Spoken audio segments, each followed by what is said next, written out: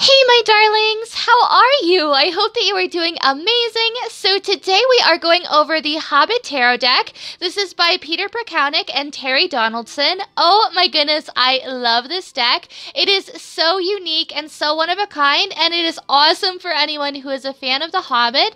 It definitely goes off of the book, and I love it. Oh my gosh. So I was drawn to it about a year and a half ago, and I was like, wow, I have to have it. And some of the cards are so unique in a sense that it kind of strays from the traditional tarot meaning while still keeping it, you know? So there's some cards where you're like, I wouldn't necessarily see that as that card, but it gives you a whole new sense for that card as well. It kind of breathes a breath of fresh air into it, if you will, right? So yeah, it almost like renews it. So going forward with this deck, oh my goodness, the artwork almost looks like colored pencil at times. It also looks like watercolor as well. There are so many different aspects of the art in itself to really love and to really appreciate as well. Here is the back of the cards. There really isn't a lot that will tell you if a card is upright or if it's reversed, other than just this little signature at the bottom. Otherwise, everything will look just about the same, you know. I mean, the text will differ, of course, but you know, it's just little things like that. Like when you're doing a reading and when you're kind of doing it a little bit fast, you won't be able to pick up on little things like that if that's something that kind of worries you, you know. But it's also like a crystal grid, which is so cool. But yeah, so going forward, here is the first card, but I'm going to show you the box first. Woohoo, teaser, right? So here is the front of the box. Let me focus my camera. So on the side, it says, enter the world of the Hobbit and allow the powerful imagery of the tarot to guide you through this mystic realm. Following the hero's quest through his many adventures, the Hobbit Tarot helps us understand the meaning of our own life journeys. 96-page booklet offers insightful tarot interpretations and 3 unique card spreads. And the card spreads are awesome. Oh my goodness, I will definitely show you guys those as well. So here is the first card. It is the Fool, which is what we also have over here. And this is just basically Bilbo going off on his quest and leaving his hobbit home behind. And he's like, oh, do I have to go? You know? But moving forward, you know, there's the box. It's a really awesome deck. I definitely recommend it. We also have a little booklet here. It's a good quality booklet. It isn't just like flimsy paper, you know, just those sort of leaflets that you get with the tarot cards. So here it is. Here's the back as well. And the spreads are actually in the back of the book. Let me see if I can find them. I believe they're here. Yeah, laying out the cards. Okay, so we have the Ring of Gollum spread, the Middle Earth spreads, which are the Sword of Aragon spread, and the Arkenstone spread. So these are really awesome. And in the back of the book, we also have information on Peter Prakownik and also Terry Donaldson. So we can really get to know every aspect of not only The Hobbit and the Hobbit Tarot, but we can also really get to know ourselves and the authors and the artist of this booklet and this deck as well. So moving forward, you know, like I was saying, this is a really awesome deck. Getting it out of the box, it's a little bit stiff, but, you know, I really want to say that that's sort of normal, you know, for most tarot card decks. Even now, it's still a little bit stiff, but it's a really good quality card stock for these tarot cards. You know, they're not going to disintegrate on you. They're not going to get frayed on the sides either. And what I love about the white borders is the fact that if you're someone who is very rough with their cards like I am, you know, you shuffle roughly or you just kind of fray the edges for whatever reason, go towards white borders, you know. They are going to be your best friend here because they hide the fact, like if you see that, see how I kind of raise the edges? I don't know how I do that. Maybe you guys can let me know. But yeah, with this card being our first card, here's the Fool. Oh my goodness, and I love the artwork. You can see all of the different colors that really vary here. So moving forward, we have the Magician.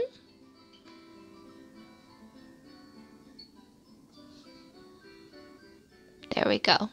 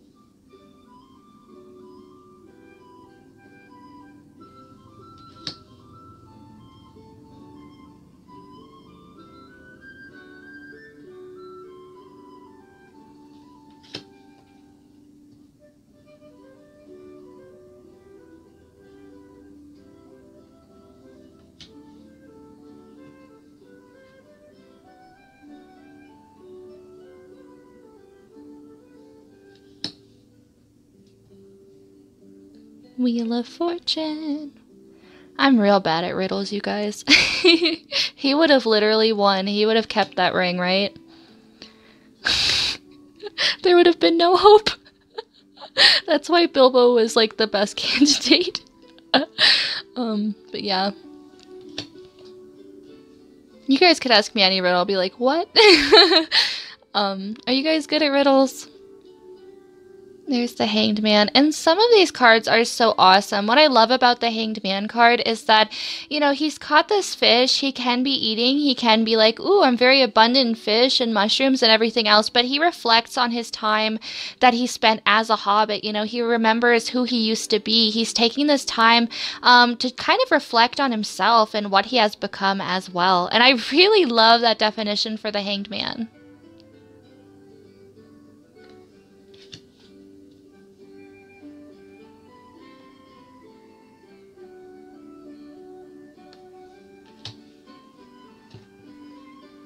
Temperance.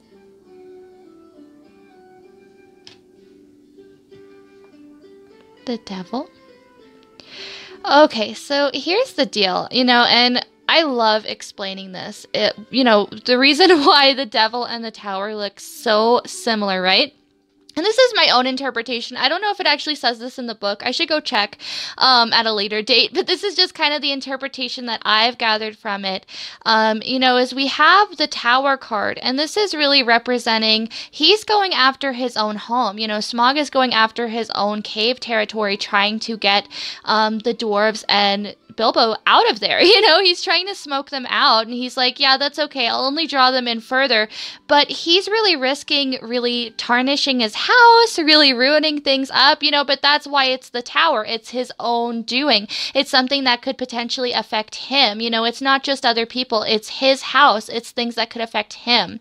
And with the Devil, this is him affecting other people, right? This is him going over to the Lakelanders and being like, I'll show you, you know, and burning down everything.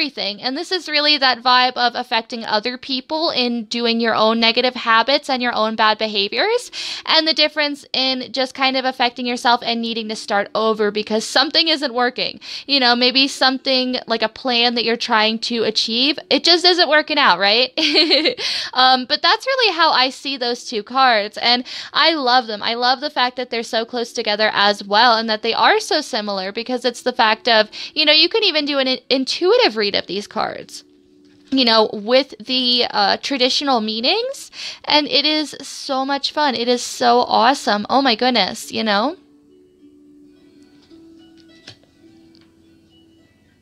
Here's the moon. And remember how we had the Hanged Man where he was really reflecting on, like, what have I become?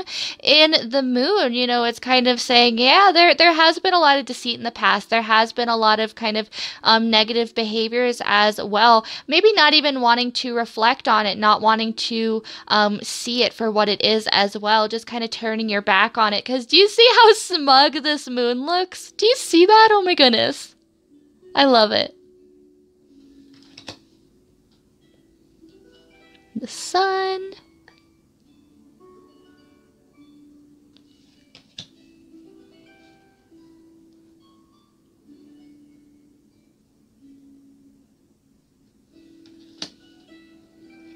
The world. So many riches, so much happiness, you know, worldly success, I suppose you can say. See how proud he is? Oh my goodness. So on to the suit of wands, we have the Ace of Wands,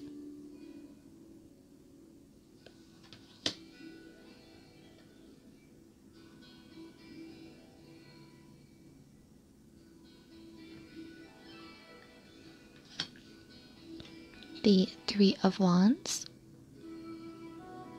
Also, here is the back of the cards again.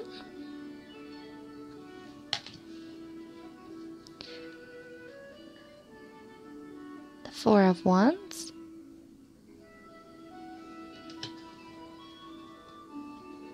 and the Five of Wands,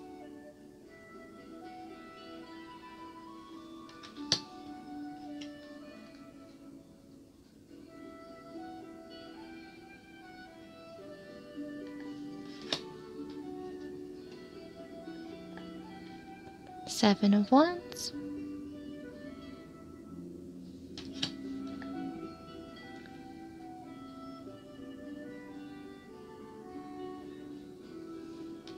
I love the idea of flying on big eagles, right?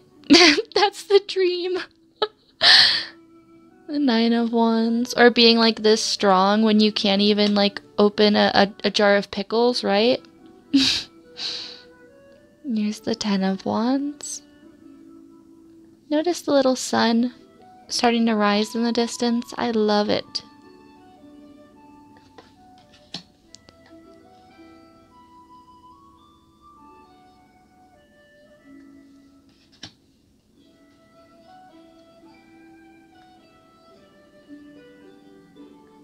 Also, I want to say, you know how we go from a page to a knight? Do you see how it's at the beginning of the journey to kind of the almost the end, you know, when he gets that and he's like, "Oh yeah." So, I love that little evolution there. Here's the Queen of Wands.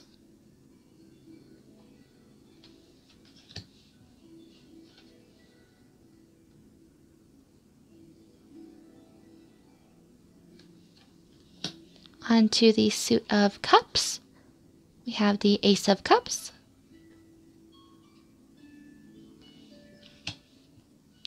The Two of Cups.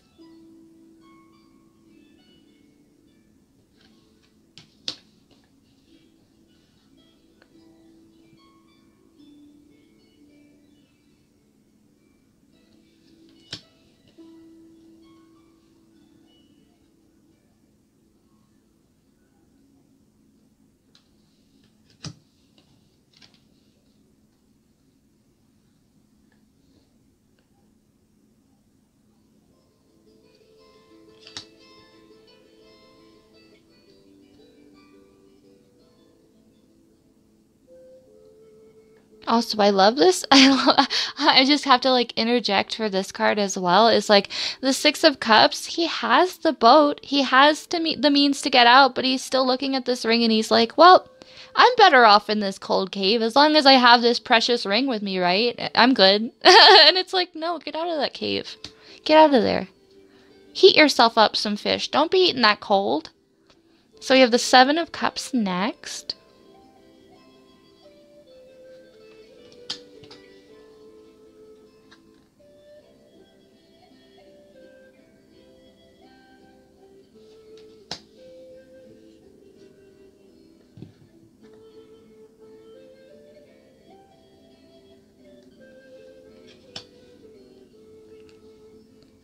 Ten of Cups. A guard who is so comfortable in his position and where he is that he's not necessarily on guard anymore, right? He doesn't even necessarily think that there's a threat because he's just so contented. He's so happy.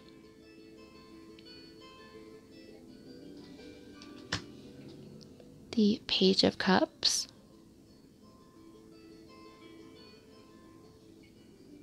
So some of these cards are like really, really awesome for really expanding on the meaning of that card in particular as well. You know, I love the artwork.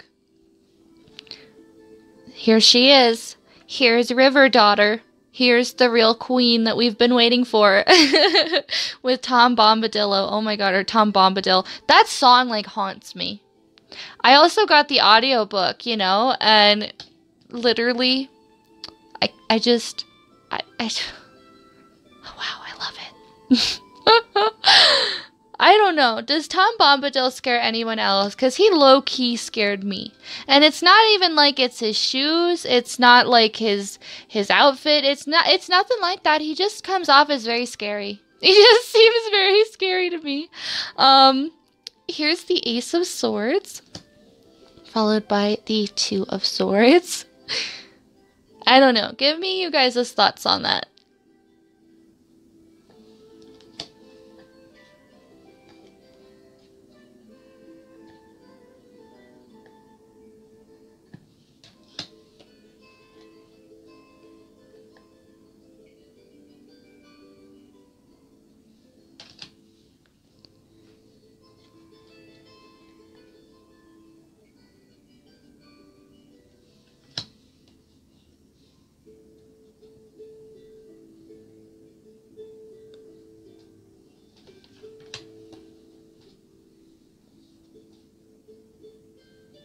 don't know, maybe it was just me, but Tom Bombadil had like a real eerie feeling about him.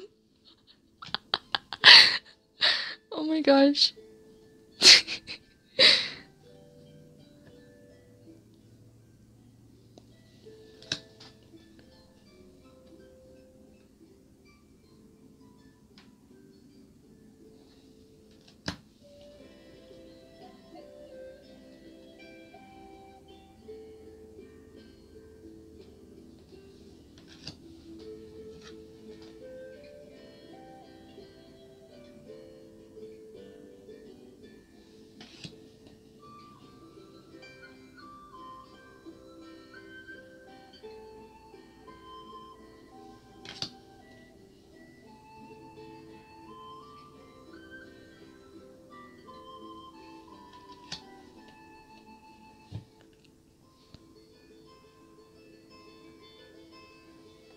On to coins now, which would be pentacles.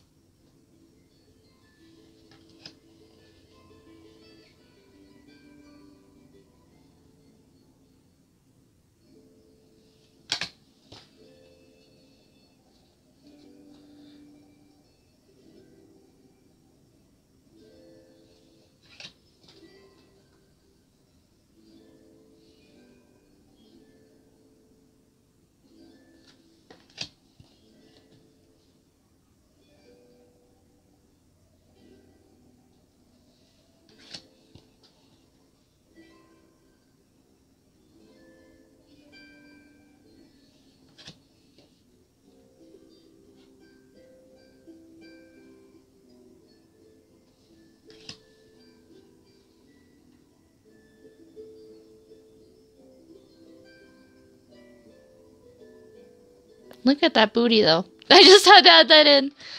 Some of you will really appreciate that. Will really appreciate that booty. Wow.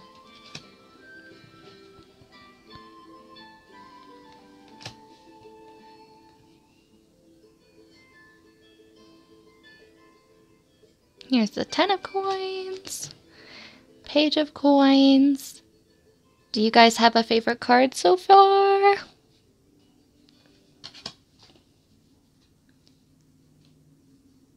The Knight of Coins. There's Bard.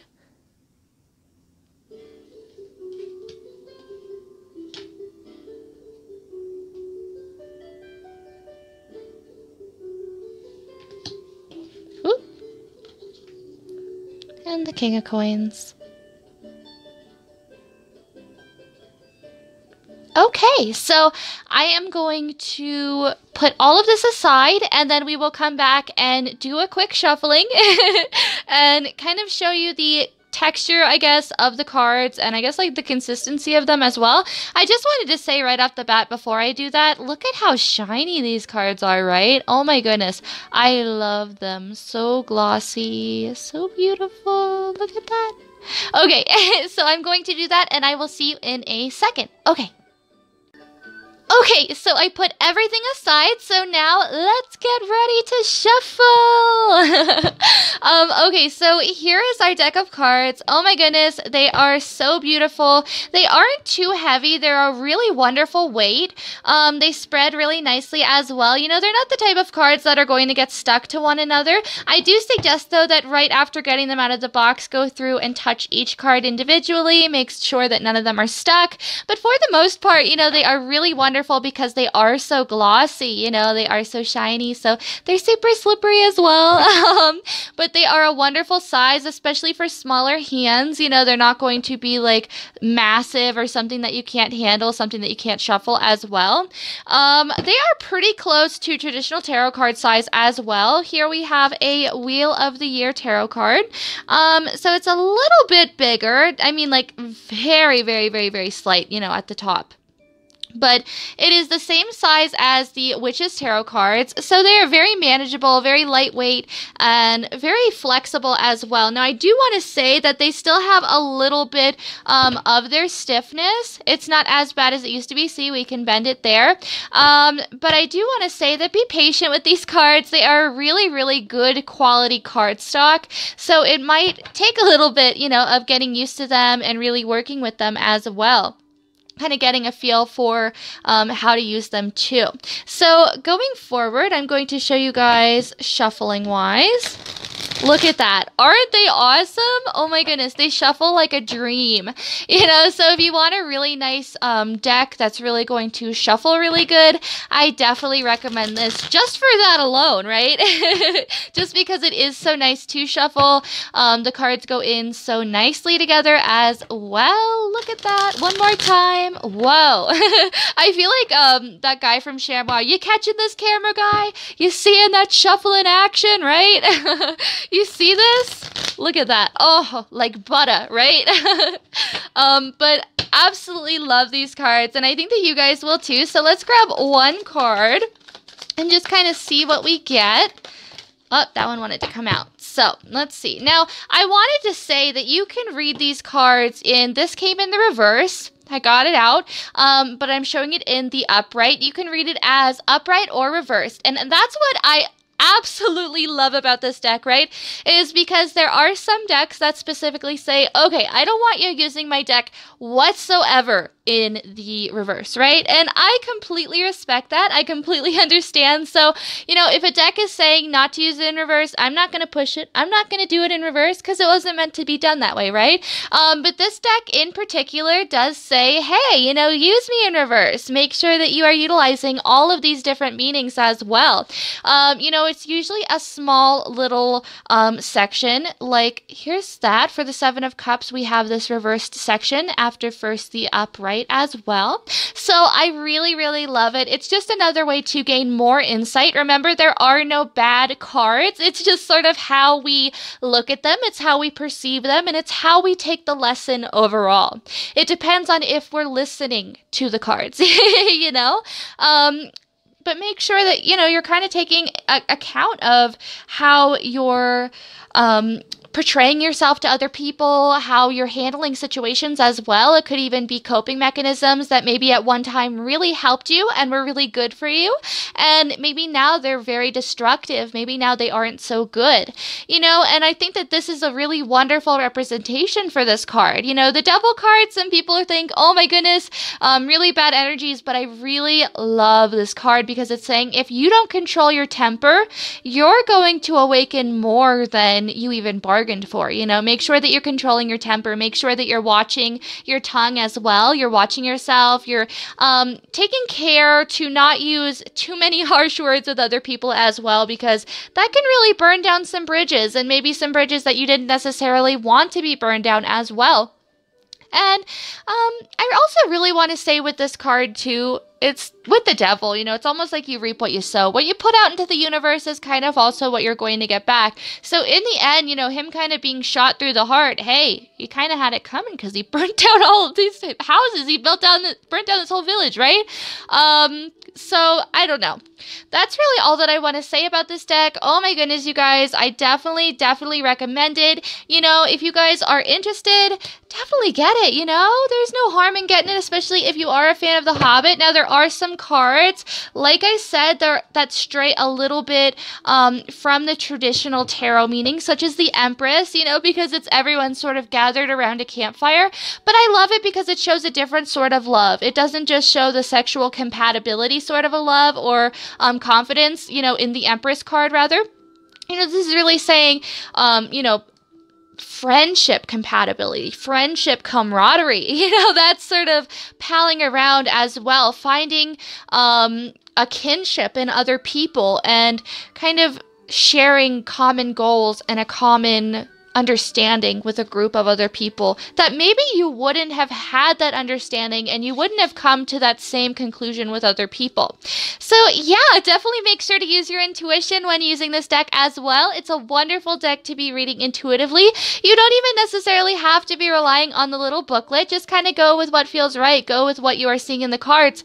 And if you are someone who has read the book, you can definitely relate the book to the tarot cards. That's something that has helped me a lot, you know, in kind of understanding how the cards might be feeling, what sort of emotions as well. Hey, I am so for tarot cards inspired by books. Can someone come out with like a Jane Eyre tarot deck, right? Please. Oh my gosh. But yeah, I love you guys so much, and I hope that you enjoyed this review. Definitely let me know down below what cards you liked in this deck. Also, if you have this one already, if you're thinking about getting it, definitely let me know. But I hope to see you in the next review. And yeah, have a great rest of your week, and take care of yourself. Be very gentle with yourself as well. Make sure you're staying hydrated too. But yeah, I love you guys. Bye!